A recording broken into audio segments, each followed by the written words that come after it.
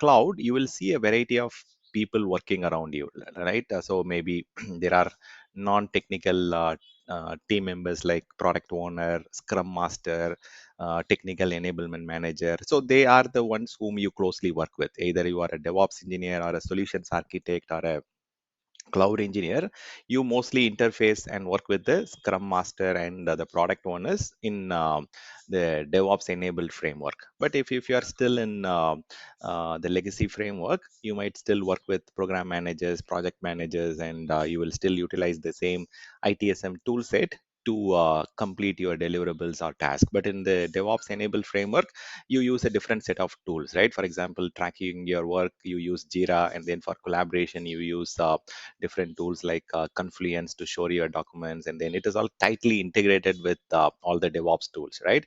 On the premises, you might have been using some legacy tools like SharePoint or whatever ITSM tools like ServiceNow or Remedy, but in cloud, in DevOps enabled framework, we primarily go and use Jira for any tasks that we work or any efficiency tracking. The Scrum Masters, the Agile coach will look into the ways of improvement through the Jira mechanism, right? The Jira ticketing mechanisms.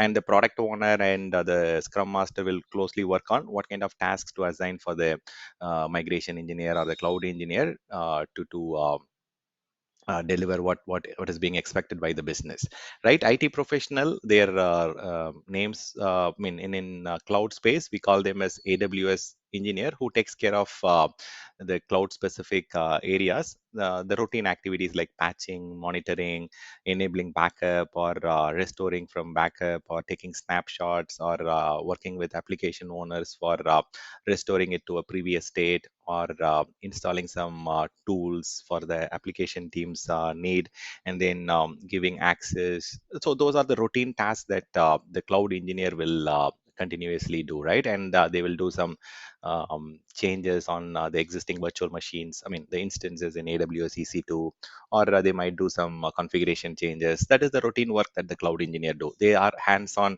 person with a kind of significant experience on cloud technologies. But when it comes to the manager, here mostly they call it as client capability lead or cloud service orchestrator. These are the roles which you might hear in the cloud space, right? But in traditional world, we call them IT manager, IT supervisor, or IT lead, or whatever. In cloud, mostly we call it as cloud service orchestrator, or service delivery manager, or client capability lead. So all these are the same thing that denotes the lead who is managing the cloud engineering team or cloud team, who is delivering the work for the end customer, who is responsible for the day-to-day operations, whatever the tickets are being created, whatever the tasks are being raised. So whatever the regular standard service request will be handled by the cloud engineer and the cloud leader. So when it comes to non-standard service request, something big has to be done, which the cloud operation engineer does not have bandwidth to do, that will go to the project team, and the project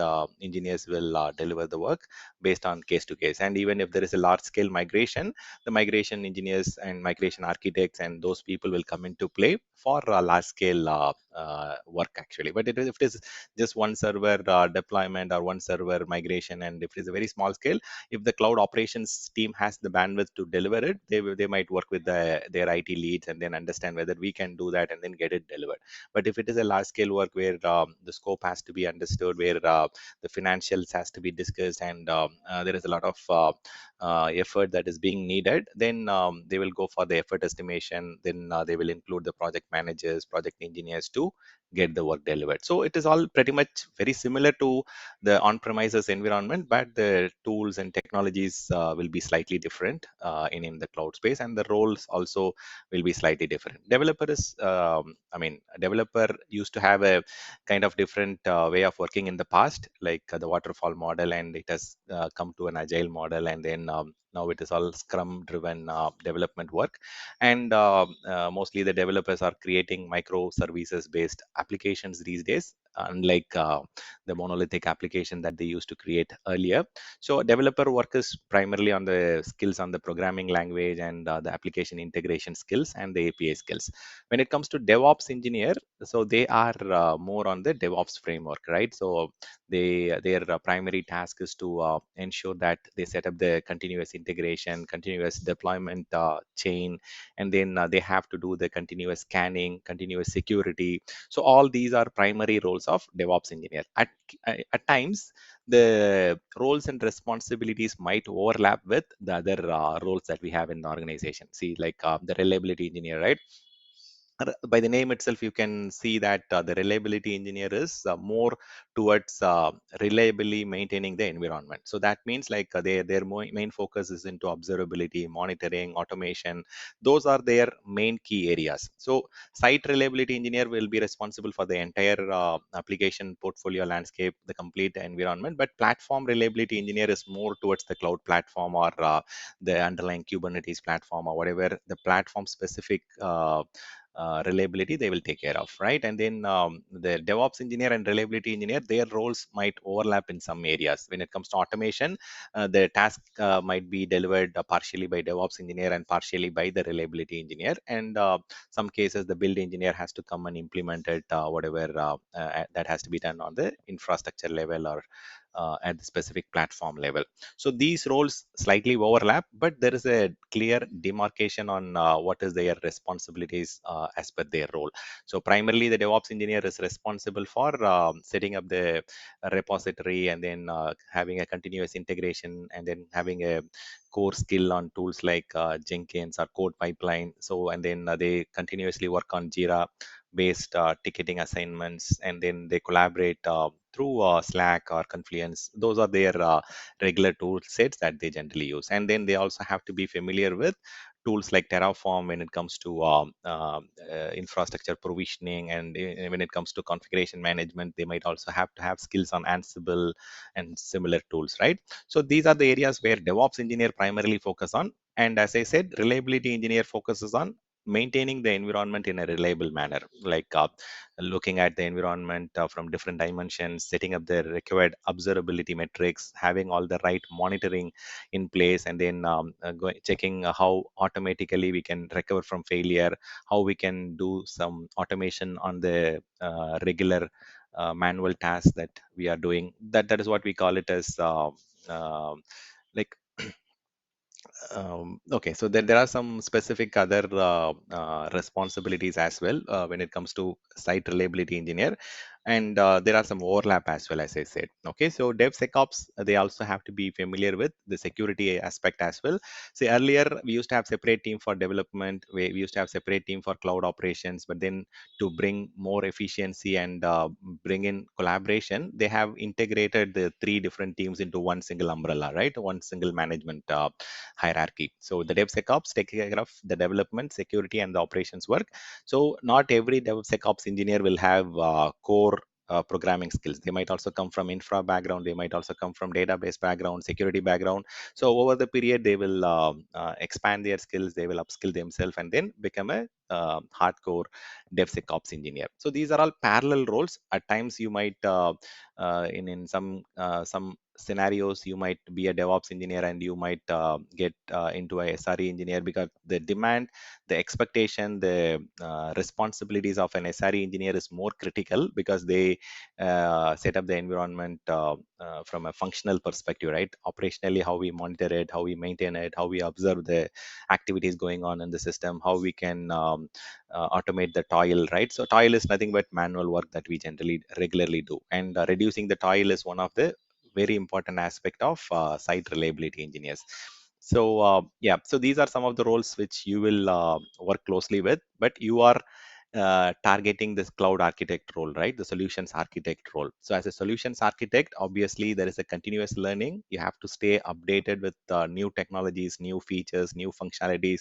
Unlike on premises, see, on premises, if you have learned some technology like let's say a particular operating system or a particular application like Exchange Server or SharePoint, you can continuously work on that particular small application or a particular area for 5 to 10 years, and then that is what was the situation 15, 20 years back. But now, every single day, there are new features, new functionalities, new enhancements coming from the cloud aspect. Cloud products are evolving day by day.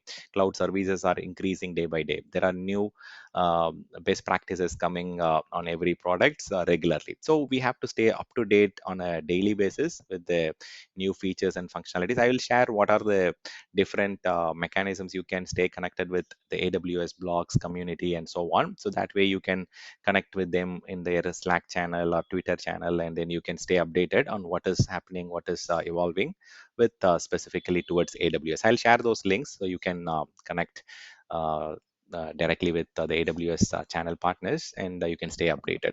And when it comes to documentation, when it comes to learning, I would always prefer utilizing the native, the AWS direct documentation, right? That will have the up-to-date information when it comes to the services availability. Because if you refer to third-party sites, yeah, cases for maybe case studies or blogs or use cases, you can refer to third-party site. But when it comes to the proactive checks or the feature feasibility and all those things, always refer to the AWS documentation only. Okay, so that is where you will get the comprehensive up-to-date information. And similarly, you can utilize the training, the blogs, the community that AWS provides. So you can stay, you can subscribe to this, and then you can be active there. So that is how you can stay up to date as a solutions architect. As a solutions architect, we have to do a very good discovery and assessment. So analyzing the technical environment, technical requirement from the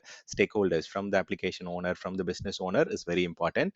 Then we go and do the feasibility study. We go and work with different teams, whoever is involved, maybe Active Directory or database or different teams we have to collaborate with, and then now we have to come up with a solution prototype and implement it. As a role, as a solutions architect role, we have to understand the technical and business requirement at the maximum deepest level possible. So we have to have regular connect with the customer, with the stakeholder. Stakeholder primarily refers to the business application owner, right? The technical owner of the application that we are working on. And then we have to map them to the right solution. So there was a question earlier, right? I will help you how to map the right product for a particular scenario, for a particular use case. So that is what we are going to do in every single session. And then obviously best practices we will understand to know, we'll get to know based on everyday learning, right? So how we can be proactive if this particular situation happens. So there are a lot of maybe 8 best practices that are already available, but there might be some new best practices that might come based on a particular learning with a particular customer. So you can go and implement them. So that is where you have to have the right solutions implemented. So designing, implementing, managing, and monitoring the cloud infrastructure, the cloud solution is one of the key core responsibility of solutions architect. And when it comes to implementation, it is more towards implementation guidance, not actually going and doing the hands-on job. Hands-on job will be done by the project engineer or the cloud engineer who is responsible for implementing it. Or rather, if it is completely DevOps framework driven, then it is the DevOps engineer who will go and get it implemented.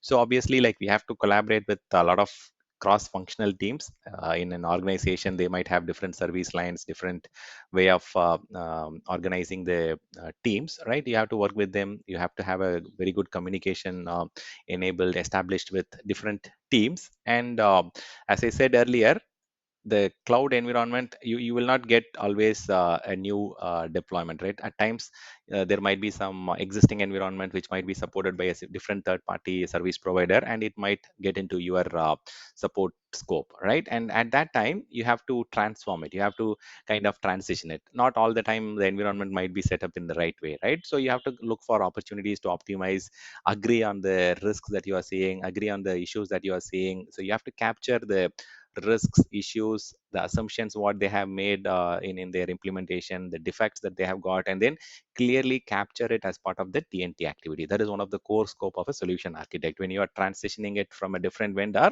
you have to capture this RAID log document. So whatever risks that you are foreseeing, whatever the issues you are seeing, you have to capture it in a document, and then you have to get a acceptance from the stakeholder or from the customer. You have to get a sign off, and later they should not say that it was not highlighted to them as part of the TNT activity.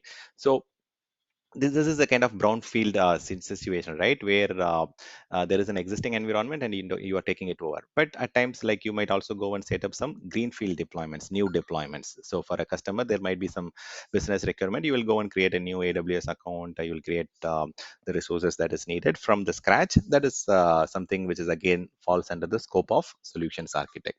So staying up to date with new features, functionalities, best practices is very, very important as a solutions architect. And assigning the solutions, aligning the solutions with the specific business need is the skill that you will develop as we discuss more on multiple use cases. Okay, always capture the raid log in details so that the risks, the owner has to be assigned for each of the risks. There should be a owner for each of the issues that you have identified. So if there is a defect, you have to keep it highlighted so that if there is a bug fix or if there is a solution for that in the future, you have to get it aligned for that particular specific area. So as a solutions architect, your role is on around these area. You have to develop your skills here. And then the responsibility area is around the solution design is the primary work that you do. You go and create a high level design document. You capture the requirements gathering in a perfect template. So different organization might use different templates, but at the end, the data that they collect will be more or less the same, right? The template might be a little different, but the end content will be almost similar, right? And when it comes to high level design, that is what you agree before you start implementing things, right? And then low level design will act as a kind of technical guidance document or a implementation guide for the team who is implementing the work. But as a solutions architect, you will focus more on the requirements gathering, the technical solution mapping document, and the high level design document, right? That is where your a lot of time will be spent. And then as a technical lead, there will be some more persons or some more team will get involved to create the low level design document, because you cannot create the complete low level design document alone. You might need some help from the technical leads and SMEs from the specific areas, so you can have a low level design document that can help for future implementation. Communication and collaboration is very, very important for a solutions architect. They have to continuously talk to the stakeholders and product owners to understand if there is any change in scope, or if there is any new expectations coming in, and that is something which you have to channelize and keep doing regularly. Communication and collaboration is a very important responsibility. Implementation guidance is what you do, right? You're not going to do the hands-on implementation. Rather, you will go and guide the team on what solution has to be implemented, or what products has to be implemented with what instance type or what configuration. So that is something that you will provide guidance from as a solution architect. And security and compliance, different business application, different industry vertical will have their own compliance requirement. Some will say we need to adhere to ISO, some say they will have to adhere to SOC compliance, and so on. So there are a lot of templates, there are a lot of policy guidelines that are available from AWS, which you can leverage to implement those standards as per the industry practices. I will show you where exactly the documents are, or what are the tools that are available native to AWS to implement and ensure that we are meeting that specific legal security compliance requirement for the application for the customer. And performance optimization, right sizing, scalability, cost efficiency, this is a regular routine task. This is not a one-time job.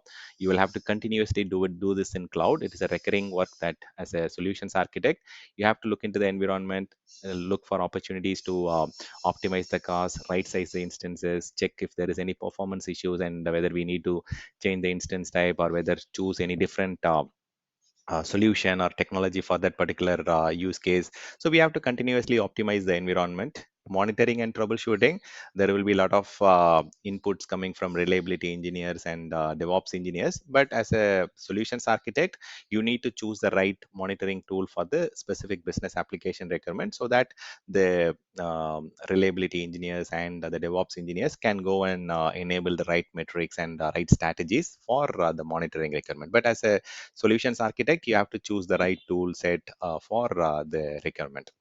Governance is something which you will be co-owning it with the platform owner or the product owner. So there will be a regular connect between the IT leads from the service provider organization. At times, you might also have to attend it because of the nature of discussion that might happen there. Customer will talk about the cost management opportunities, and then what kind of challenges they have. So, as a solutions architect, if you attend those governance meeting, you will be able to understand where exactly our solutions were not fulfilling the complete requirement, and where exactly we are doing some patchwork in a customer environment. That way, you can get better as a solutions architect. So, I mean, it is not that you will attend all the governance call, but whenever the situation and time permits, you can continuously attend different meetings where you have implemented solutions, and you can continuously evolve as a solution architect. So when you go and learn each and every product from and products and services from AWS, you have to learn from these 5 dimensions without fail, right? So you have to understand, for example, if you talk about EC2 instances, you need to understand what are the security options available. What is this? What is security group, and what is encryption, and how we can enable encryption on a particular thing, and how we can enable what do you call security groups, how we can integrate it, and then what kind of vulnerability tools we need to implement, what kind of antivirus we need to have, whether we need any kind of guardrails for a particular specific tool, right? So we will understand what are the different options available, and based on the customer requirement, we'll go and enable for each and every products and services. Similarly, what if this particular server fails, or what if this particular issue happens on a particular database or a storage, how we are bringing in high availability, how we are enabling resiliency for the solution, right? That is something we have to think. What are the options that are available, like availability zones, regions, and load balancers, traffic managers are available to have high availability for your EC2 instances or for your application. So we have to understand what are the tools, what are the products that are available to enhance the high availability or to bring more resiliency for your application. Performance, there are a lot of tools that are available to monitor, to manage and maintain your environment. We will discuss all those tool sets that are available, so that way you can monitor your environment closely, observe it, and then come up with some performance optimization measures. Cost optimization, so not just limited to cost effort estimation. Even after doing effort estimation, there are a lot of tools that can identify cost anomaly, and then there is a native tool from AWS which does cost anomaly detection. So you can optimize the resources where exactly, I mean, there sometimes you might create some servers, you might create some load balancers, you might create some public IP address, and you might not utilize it. And if you're not utilizing it, you will, I mean, even though you have just created it, you have to pay for it because you have already created it and reserved it. Even though if you're not using it, you have to pay for those public reserved public IP addresses or load balancers or whatever resources you have created. You are already utilizing some kind of capacity from AWS. So for that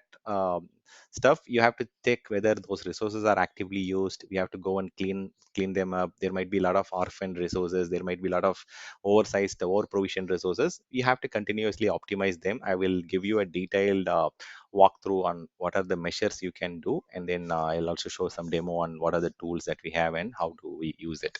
And also operations perspective, we have to always think as a solutions architect whether this is operationally manageable, whether our operations team is skilled enough on that particular tool set. You cannot go and choose a particular tool or a particular technology which our operations team is not familiar with, right? At the end, the runtime is what is going to maintain the environment. As a solutions architect, we have to discuss with them, we have to talk to them to understand whether they can bring in that capability, whether they can quickly arrange some trainings and stuff to operationally maintain that environment. Operations efficiency is very, very important. As a solutions architect, you have to consider that from day one. Otherwise, after you implement things, you will not get the right support, and you will be blamed at the later. So all these 5 aspects are very, very important. Whenever you learn something, think from these 5 aspects. That is the primary goal or role of a solutions architect.